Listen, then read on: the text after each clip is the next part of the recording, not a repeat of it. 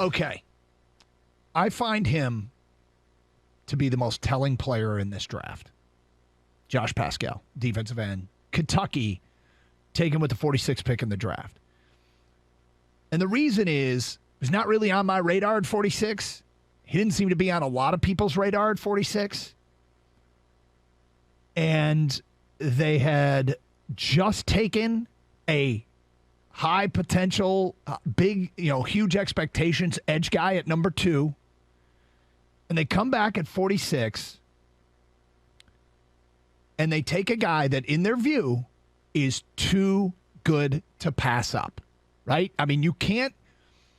It's clear that when you go edge rusher at 2 and edge rusher at 46, when you signed your top sack guy from last year, you got both Aquaras back. I mean, it's clear that they evaluated Josh Paschal as too good to pass up. Not on my radar at 46. Not on your radar at 46, not on Kang's, and quite frankly, on nobody's radar at 46. There wasn't a lot of people talking about Josh Paschal.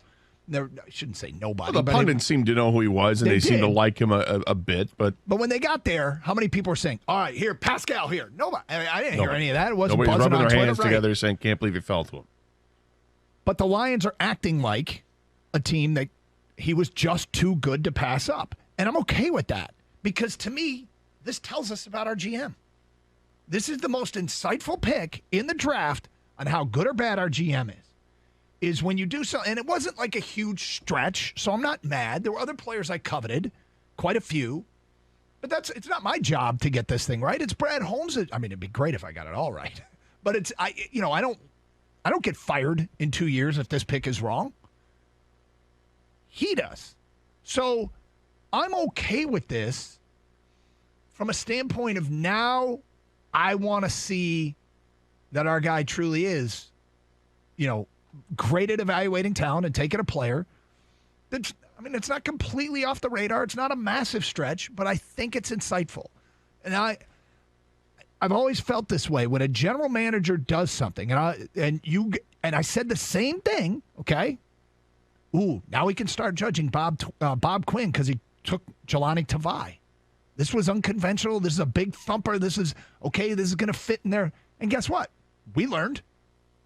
He sucked. Steve Eisenman took Mo Sider.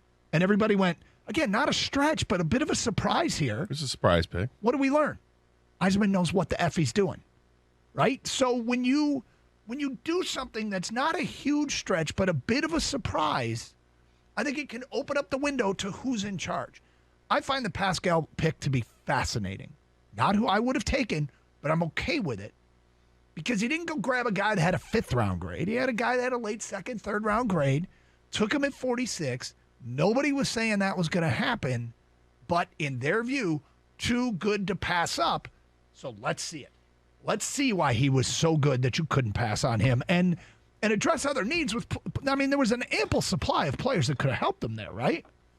And so I find this one to be really, really interesting. And I don't dislike it as much as you do, and there was obviously other players that probably would have taken, but okay. All right. Let's see what we got. Yeah, and it's not the player.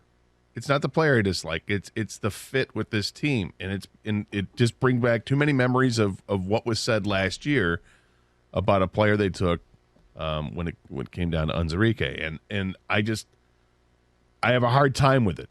That being said, I move past it. I don't get paid to pick this team. I do think that they nailed it with the first 2 picks.